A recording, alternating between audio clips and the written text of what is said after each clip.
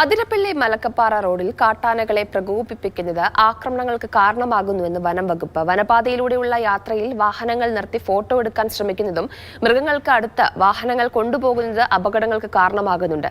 അതിനിടെ plantation corporation റോഡിലൂടെയുള്ള രാത്രി യാത്ര നിരോധിച്ചുകൊണ്ടുള്ള ഉത്തരവ് കർശനമായി പാലിക്കാൻ വനം വകുപ്പ് നടപടി ആരംഭിച്ചു.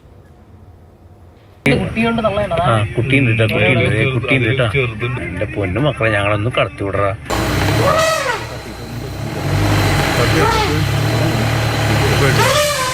അതിരപ്പള്ളി മലക്കപ്പാറ വനപാതയിലൂടെയുള്ള യാത്രയും വന്യമൃഗങ്ങളുമെല്ലാം ഏവർക്കും സന്തോഷം നൽകുന്ന കാഴ്ചകളാണ്.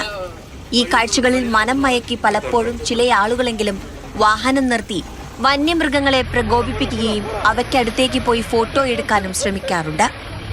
അതിന്റെ പരിണിതഫലം മിക്കപ്പോഴും അവർക്ക് പുറകിൽ വരുന്നവർ കൂടിയാണ് അനുഭവിക്കേണ്ടി വരുന്നത്.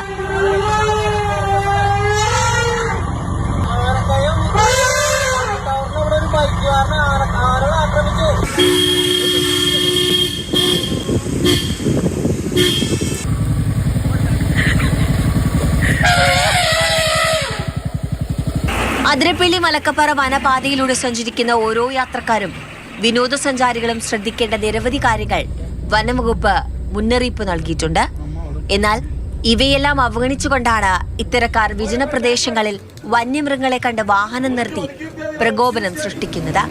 അതിരപ്പള്ളിയിൽ നിന്ന് മലക്കപ്പാറ വരെ പോകുന്ന യാത്രികർ പ്രധാനമായും ശ്രദ്ധിക്കേണ്ടത് വനംവകുപ്പ് നൽകുന്ന നിർദ്ദേശങ്ങൾ കൃത്യമായി അവർ പാലിക്കണം.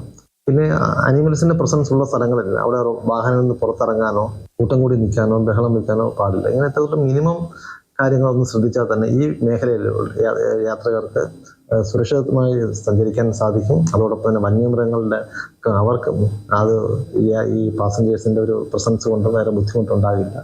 ഇതിലൂടെ സർവീസ് നടത്തുന്ന KSRTC പ്രൈവറ്റ് ബസ്സുകൾ വന്യമൃഗങ്ങളെ കാണുമ്പോൾ വാഹനം നിർത്തുന്നതും അവയ്ക്ക് അടുത്തുകൂടെ വാഹനവുമായി പോകുന്നതും പതിവാണ്.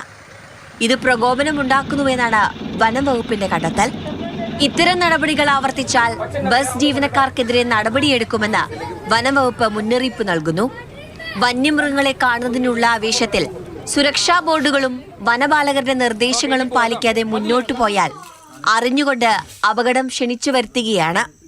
ഇതൊഴിവാക്കണമെന്ന് ആവർത്തിച്ച് ആവശ്യപ്പെടുകയാണ് വനം വകുപ്പ്. മാതൃഭൂമി ന്യൂസ്, തൃശൂർ.